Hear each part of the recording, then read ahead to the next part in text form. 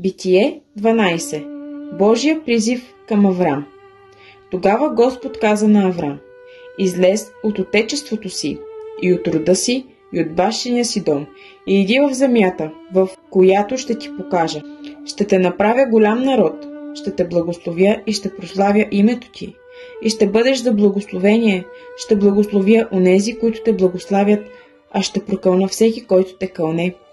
И в теб ще се благославят всички земни племена. И така Аврам тръгна, според както му каза Господ. И Лот тръгна с него. А Аврам беше на 75 години, когато излезе от Харан. Аврам взе жена си Сарая, племенника си Лот, целият имот, които бяха спечелили, и хората, които бяха придобили в Харан, и излязоха, за да отидат в хананската земя. И Аврам пропътува земята до местността Сихем, до Дъба море. В това време хананците живееха в тази земя. Тогава Господ се яви на Аврам и каза: на твоето потомство ще дам тази земя. И там Аврам издигна жертвеник на Господа, който му се яви. Оттам се премести към хълма, който е на изток от Ветил, където разпъна шатрата си. Ветил оставаше на запад, а Гай на изток.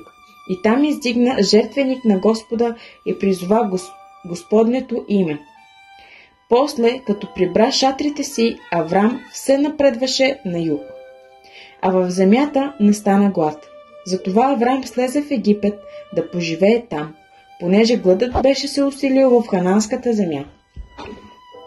И когато приближи до Египет, каза на жена си Сарая: виж сега, зная, че си жена красива на глед. Египтяните, като те видят, ще кажат: тя му е жена, и мене ще убият, а теб ще оставят жива. Кажи, моля те, че си ми сестра, за да ми бъде добре покрай теб и да се опази живота ми поради твоята дума. И като излезе Аврам в египетската земя, египтяните видяха, че жената беше много красива.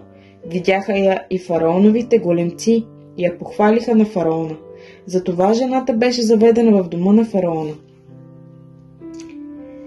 И заради нея той направи добро на Аврам, който придоби овце, говеда, осли, слуги, слугини, ослици и камили.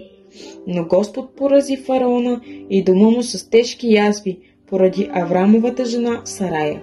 Тогава фараона повика Аврам и каза: какво е това, което ти ми причини?